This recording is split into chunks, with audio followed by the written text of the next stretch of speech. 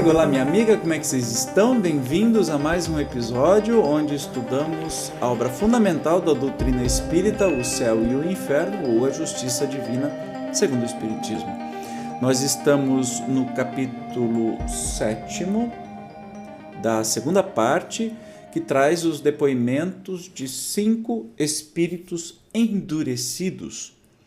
Hoje nós vamos para o 5º e último, e aí depois, no próximo programa, nós vamos falar sobre expiações terrestres, relatos, né, de espíritos sobre expiações. Mas, por enquanto, espíritos endurecidos. Hoje, o espírito Xumene, eu não sei falar em francês, enfim.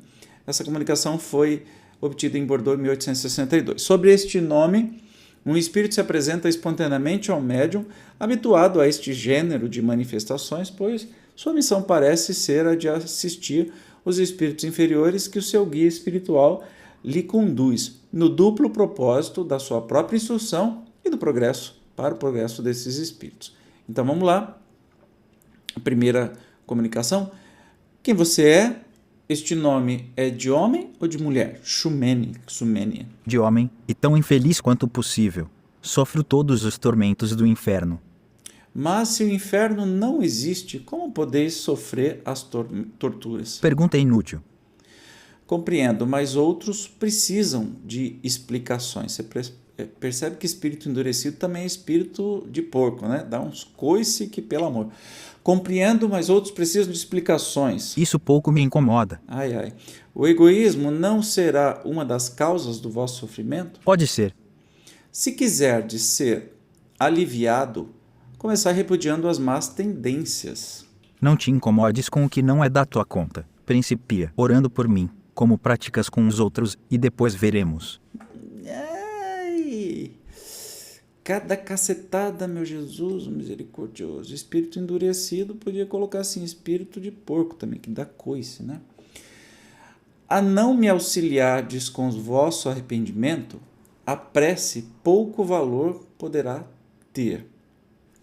E ele responde: Mas falando, em vez de orares, menos ainda me adiantarás. Então, você deseja se adiantar? Talvez, não sei. Vejamos o essencial, isto é, se a prece alivia os sofrimentos. Unamos então os nossos pensamentos com a firme vontade de obter o vosso alívio. Vá lá. E aí eles fazem uma prece. Depois da prece, o médium diz: você está satisfeito? Não como fora para desejar. Mas o remédio aplicado pela primeira vez não pode curar imediatamente um mal antigo. É possível. Quereis voltar? E ele responde: se me chamares. Que interessante, né? Nossa, vai endurecido mesmo e sem educação.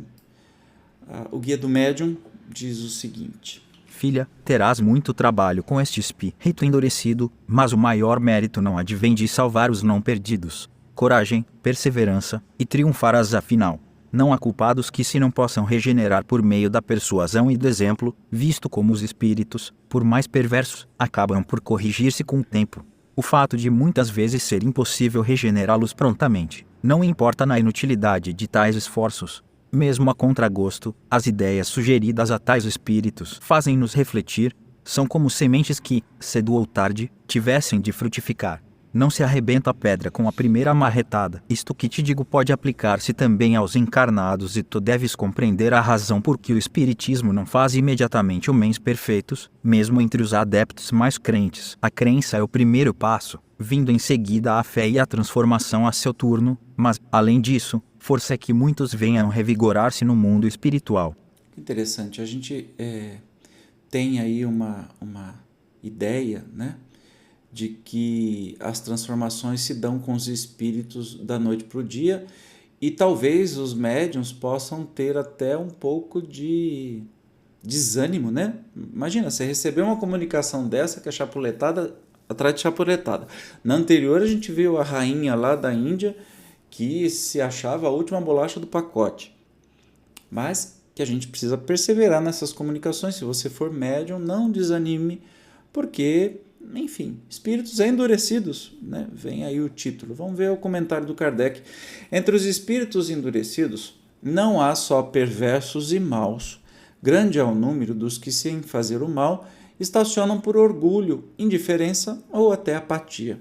Estes nem por isso são menos infelizes, pois tanto mais os aflige a inércia, quanto mais se veem privados das mundanas compensações. Intolerável, por certo, se lhes torna a perspectiva do infinito, porém eles não têm nem a força nem a vontade para romper com essa situação. Referimos-nos a esses indivíduos que levam uma existência ociosa, inútil a si como ao próximo, acabando muita vez no suicídio, sem motivos sérios, por aborrecimento da vida. Em regra, tais espíritos são menos passíveis de imediata regeneração do que os positivamente maus, visto como estes ao menos dispõem de energia e, uma vez doutrinados, votam-se ao bem com o mesmo ardor que lhes inspirava o mal. Aos outros, muitas encarnações se fazem precisas para que progridam, e isto pouco a pouco, domados pelo tédio, procurando, para se distraírem, qualquer ocupação que mais tarde venha a transformar-se em necessidade. Olha que interessante. E aí é como faz a diferença, né, ter as comunicações, ter a acolhida desses espíritos nas casas espíritas, né? Muito legal. Com isso a gente encerra aí o capítulo 7º sobre espíritos endurecidos. A gente percebe que a maioria deles, se não a totalidade, são espíritos que levaram uma vida tediosa, uma ou mais vidas tediosas, sem nenhum propósito de vida, sem nenhum objetivo maior, e que estão no mundo espiritual iguaizinhos. E às vezes voltam para uma encarnação e continuam iguaizinhos, e que esses são mais difíceis até de retomarem o caminho, né, para o seu crescimento emocional e espiritual, do que espíritos maus ou espíritos sofredores, infelizes, etc. e tal, que pelo menos têm energia para seguir à frente, né? Que a gente possa tomar estes depoimentos de exemplos, essas comunicações de exemplos, para que a gente possa direcionar a nossa vida para não ser mais um desses espíritos tediosos e tanto faz e mal educado nas comunicações. Não faça isso.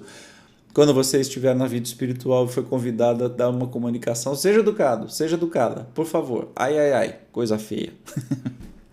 Muito bem, no próximo episódio nós vamos falar sobre expiações terrestres, né? Muitos casos, 1, 2, 3, 4, 5, 6, 7, 8, 9, 10, 11, 12, 13, 14. Já que nós estamos no planeta de provas e expiações, teremos aí 14 depoimentos, 14 testemunhos dessas expiações sofridas.